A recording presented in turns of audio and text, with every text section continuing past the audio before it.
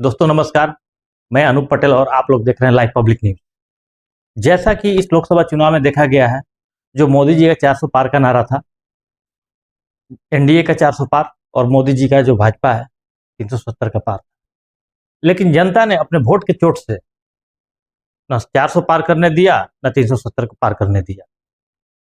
जहां 400 का नारा था 293 पर रोक दिया, जहां 370 का नारा था 240 पर रोक दिया। और इस चुनाव में अयोध्या सीट चुनाव हारने के बाद अयोध्या पे सबसे ज्यादा हो हल्ला भाजपा के द्वारा मचाया जा रहा है और उनके कार्यकर्ताओं द्वारा।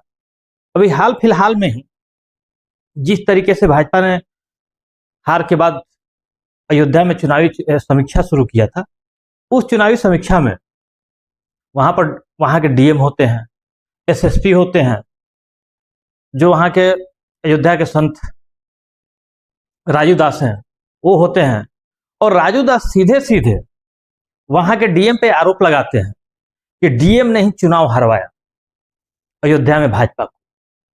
कहीं ऐसा होता है क्या कि डीएम कोई राजनीतिक व्यक्ति है?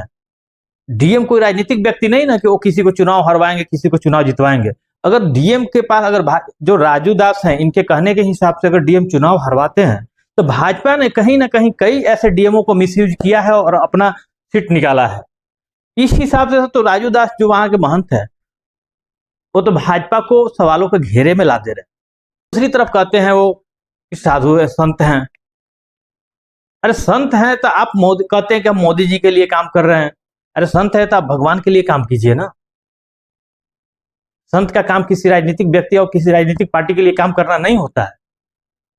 राजनीतिक व्यक्ति और राजनीतिक पार्टी के लिए काम करना अगर आपको पसंद है, कोई दिक्कत नहीं, कर सकते हैं, स्वतंत्र हैं, लेकिन कोई पार्टी ज्वाइन कर लीजिए। धर्म के आड़ पे आप लोग राजनीति क्यों कर रहे हैं? अगर राजनीति करना है तो खुले राजनीति कीजिए। अगर धर्म को बचाना है, धर्म की रक्षा करना है, धर्म की सेवा करना है, तो आप वहां पर कीजिए। जिस तरीके से राजू महंत दास ने आरोप लगाया है कि डीएम ने चुनाव हरवा दिया, ऐसा कहीं होता है क्या? ये तो एक तरीके से देखा जाए तो झुंझलाहट वाली बयान है।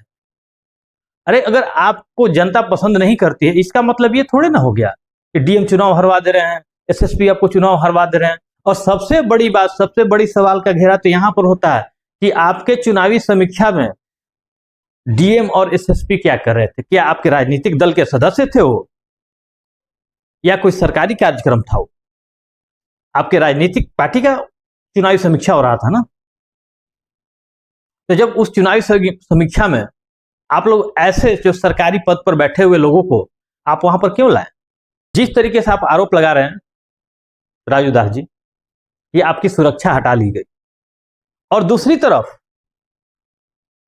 डीएम साहब आपके ऊपर आरोप लगा रहे हैं कि आपके ऊपर कई संगीन मामले दर्ज हैं। तो समझ में नहीं आता है कि आप राजनीतिक व्यक्ति बनना चाहते हैं, आपराधिक व्यक्ति बनना चाहते हैं, या ईश्वर की सेवा करने वाले व्यक्ति बनना चाहते हैं? अरे कोई एक ही चीज चुन लीजिए ना। अगर ऐसे करते रहिएगा आप लोग धर्म के आड़ में राजनीति मत कीजिए। राजनीति करना है तो खुले में आइए और राजनीति कीजिए। राजनीति करना कोई बुरी बात नहीं है, अच्छी बात है, लेकिन धर्म की आड़ में आप राजनीति कर रहे हैं, ये तो अच्छी बात नहीं। और आप लोग जिस हिसाब से सिस्टम को मिसयूज कर रहे हैं, तो ये सब छोड़ दीजिए मिसयूज करना।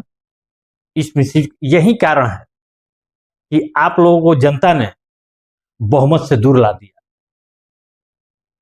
दोस्तों फिर मिलते हैं अगले वीडियो में। और ये वीडियो आप लोगों को कैसा लगा कमेंट बॉक्स में कमेंट करके बताइए।